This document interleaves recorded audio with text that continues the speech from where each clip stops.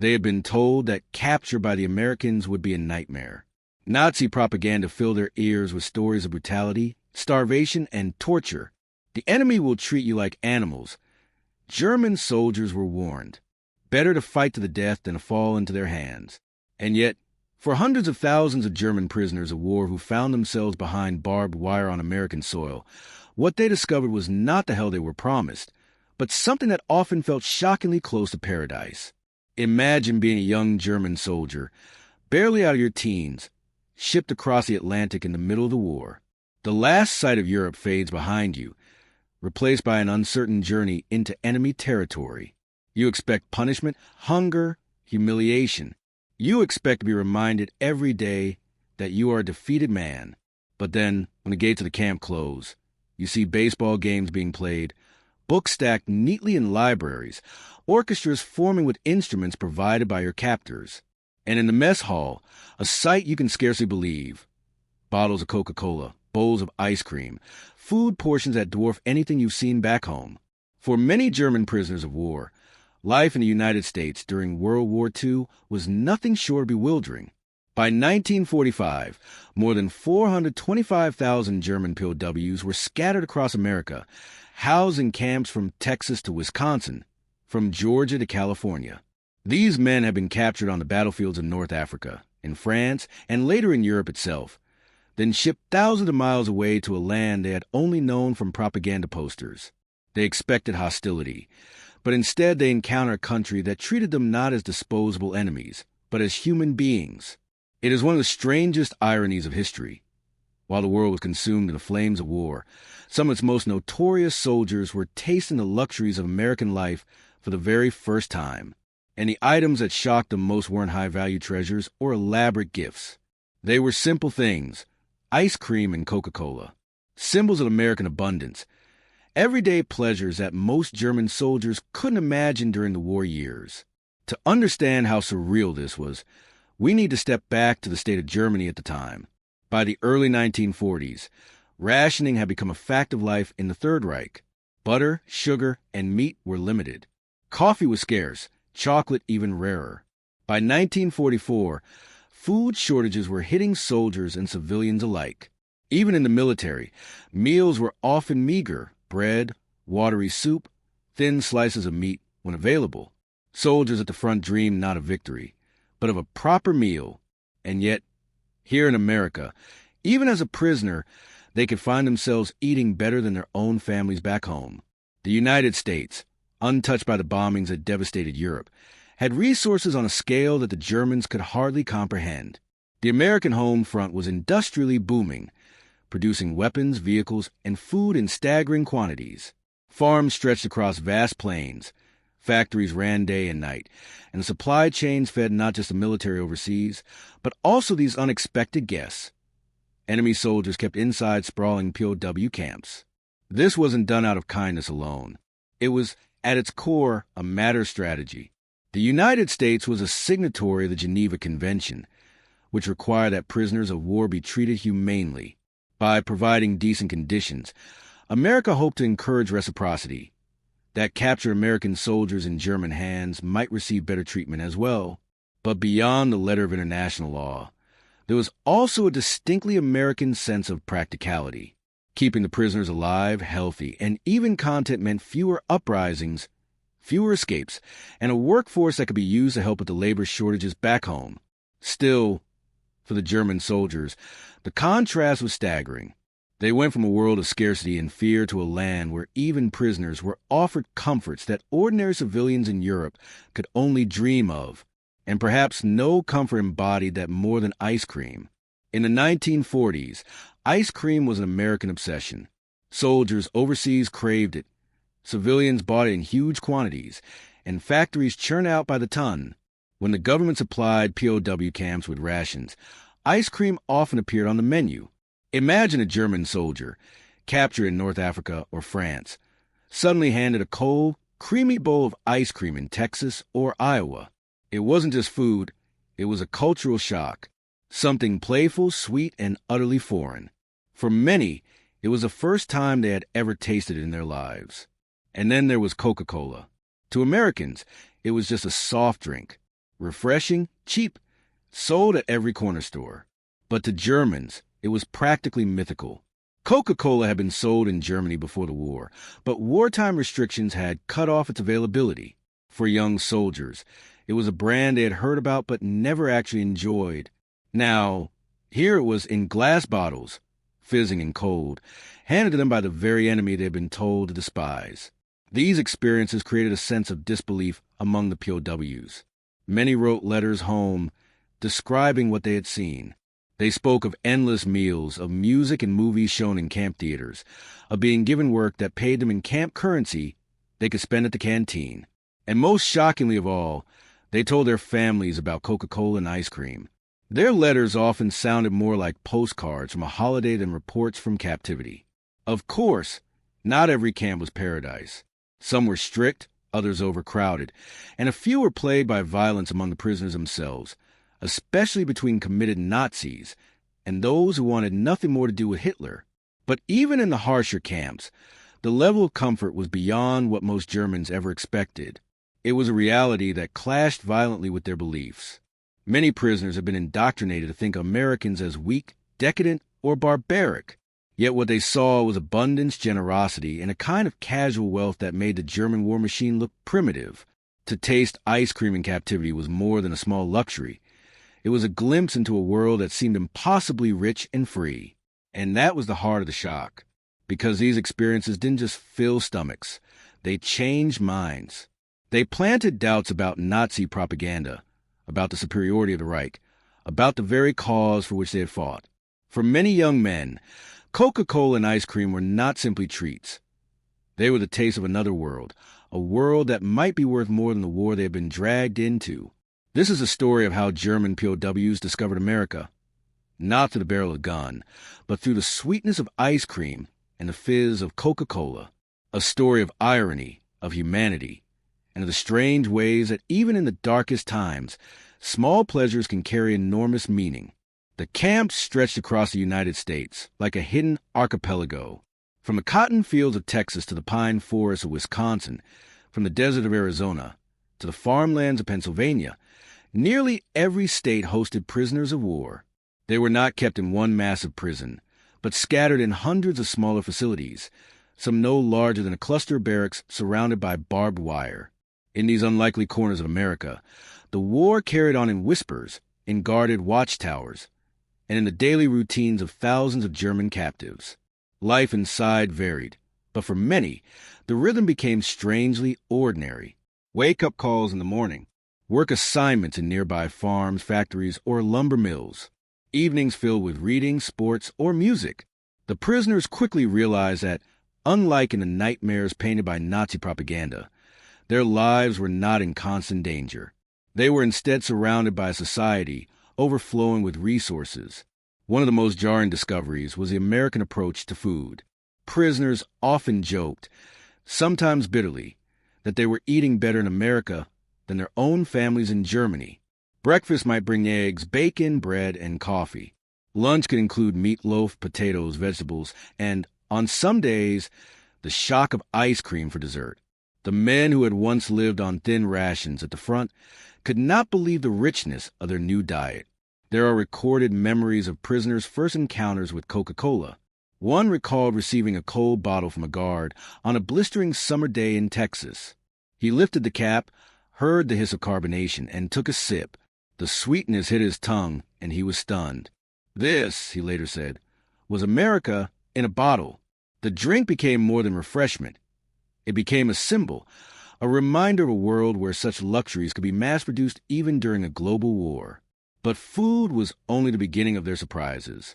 In many camps, German POWs were allowed to form bands and orchestras. Violins, pianos, trumpets, and drums were supplied, and soon the barracks echoed with Beethoven, Wagner, and sometimes even American jazz. The prisoners painted murals, staged theater plays, and published camp newspapers.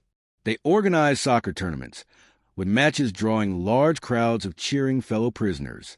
The very things that defined life and culture in Germany were resurrected behind American barbed wire. And yet, American influence seeped in as well. Movies were shown regularly. Hollywood films projected onto makeshift screens inside the camps.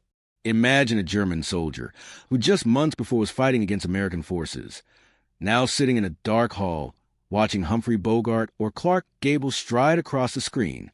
It was intoxicating. For many, it was the first time they had glimpsed American culture beyond propaganda caricatures, and it left them curious, even admiring. Some camps went even further, offering classes in English, mathematics, history, and engineering. Universities across the United States provided textbooks and instructors.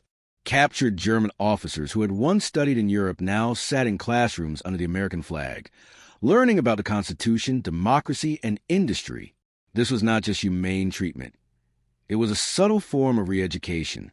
The United States was showing its prisoners another way of life, one built on abundance, freedom, and opportunity. Of course, not everything was lighthearted. The camps carried tensions, especially between die-hard Nazis and those who no longer believed in Hitler's promises. Secret trials were sometimes held inside, where suspected traitors were beaten or even killed by fellow prisoners. American guards had to keep constant watch, not just to prevent escapes, but to stop Germans from turning on one another. And yet, even in the midst of these tensions, the sheer comfort of camp life compared to wartime Europe was undeniable. The labor system added another layer of complexity. With so many American men serving overseas, there was a desperate shortage of workers at home. German prisoners filled the gap. Under the Geneva Convention, they could be made to work, provided it wasn't dangerous or directly tied to the war effort. So they harvested crops, repaired roads, and worked in sawmills. Farmers often welcomed them, sometimes even inviting them into their homes for meals. Relationships grew, awkward at first, but sometimes genuine. There are countless stories of German POWs who later wrote letters back to American families that had shown them kindness.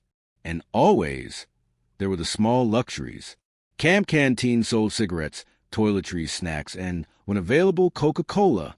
The POWs were paid in script money, camp currency they could spend as they pleased. For young men who had left behind a Europe consumed by hunger, the ability to buy a bottle of soda or a candy bar felt like unimaginable freedom.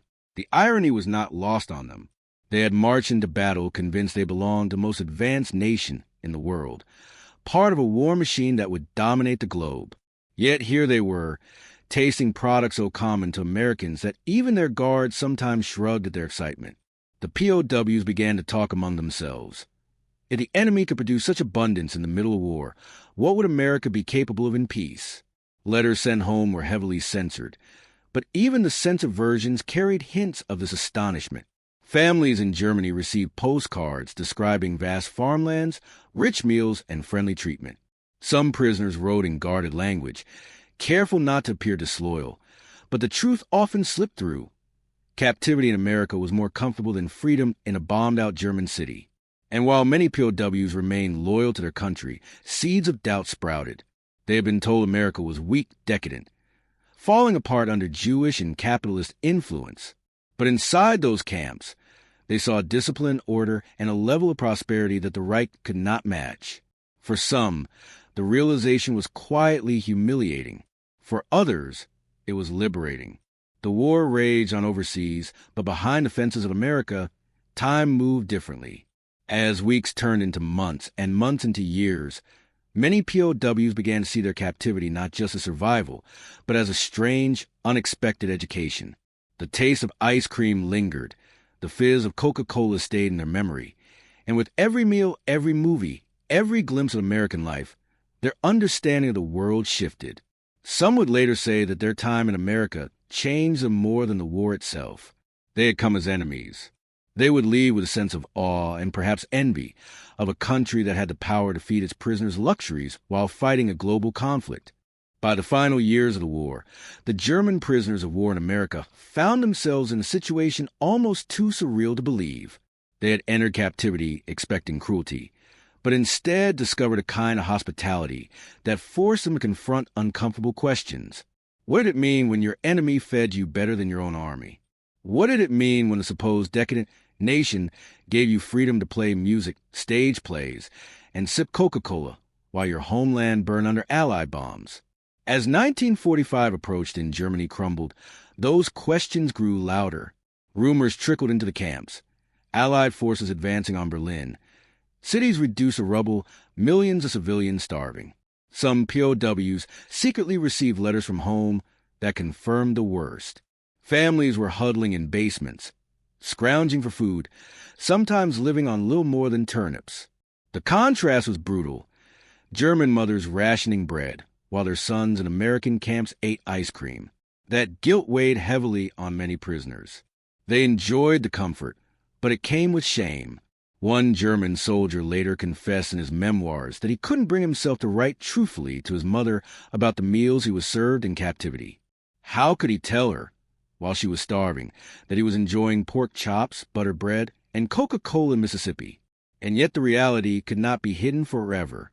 When the war ended and these men returned home, their story shocked a battered Germany. But even before their release, something remarkable had begun to happen inside the camps themselves. The treatment they received, the abundance they witnessed, and the ordinary kindness shown by American farmers and guards slowly eroded the propaganda they had grown up believing.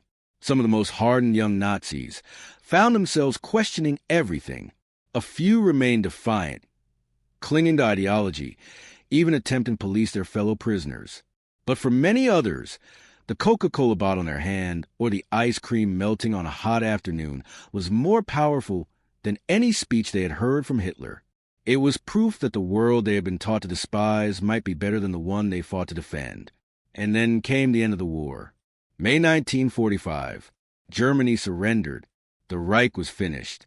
In the camps, prisoners waited anxiously for news of their fates. Would they be executed, sent home immediately, or kept as bargaining chips? The answer was complicated. Many remained in America for months, even years, after the fighting ended. They continued to work on farms, filling labor shortages.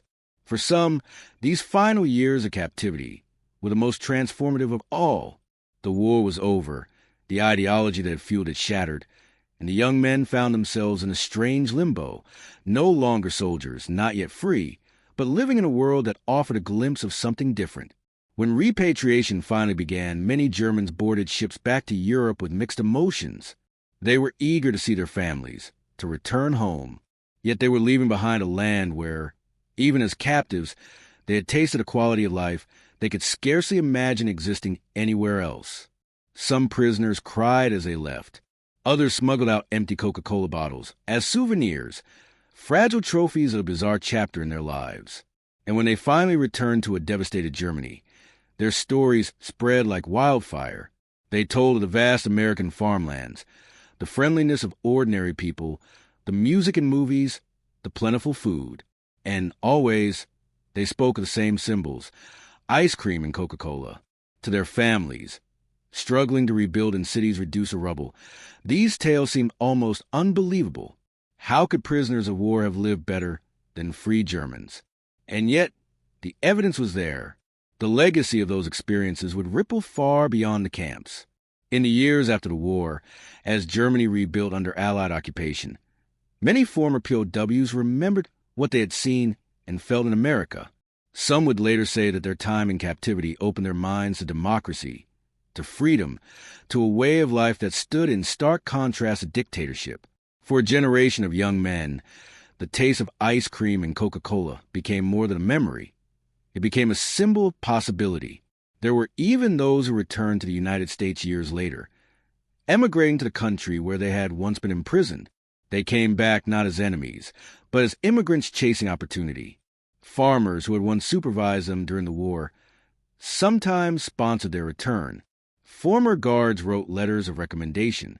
Out of the ashes of conflict, unlikely friendships have been forged. It is one of history's strangest twists that the sweetness of simple dessert, the fizz of a soda, could play a role in reshaping minds in the aftermath of the deadliest conflict the world had ever known.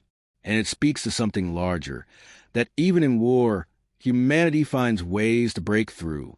But it also reveals a deeper truth about America in that era. The United States wasn't perfect. Segregation still ruled parts of the country. Racial prejudice and inequality persisted. Yet, To young German soldiers raised on Nazi propaganda, the America they encountered inside those fences was a revelation. The ability to provide abundance, to treat even enemies with a degree of dignity, was a quiet but devastating weapon, one that struck at the heart of Nazi ideology. By the time the last German POWs left American soil, the war was long over, but their personal battles continued. They had to reconcile what they had been taught with what they had lived. Some buried the memories. Others carried them as guiding lights. And in the post-war decades, as West Germany aligned itself with the United States in the Cold War, those memories helped soften the path. The generation that had once marched under Hitler's banners had seen another way of life up close, even as prisoners, and it left a mark that no propaganda could erase. In the end, the story of German POWs in America is not just about camps and barbed wire. It is about a clash of worlds, a collision of expectations and realities. It is about the power of small things, like ice cream and Coca-Cola, to symbolize an entire civilization. These young men came to America as enemies. They left bewildered, changed, and in many cases, quietly grateful. So when we think of World War II, we often imagine the great battles, the fiery speeches, the devastation. But tucked away inside the heartland of America was another front, one fought not with bullets, but with kindness, abundance, and the everyday luxuries of life. A front where the enemy was not destroyed, but disarmed by sweetness, by generosity, by the sheer force of society overflowing with more than it needed. For those German POWs, captivity in America became a paradox. They lost their freedom, yet tasted a kind of freedom they had never known before. And in that contradiction lies the lasting power of their story. Because sometimes the things that truly change the world are not the grand strategies or the famous battles, but the quiet shock of an ice cream cone on a summer day, or the fizz of a Coca-Cola bottle passed across enemy lines.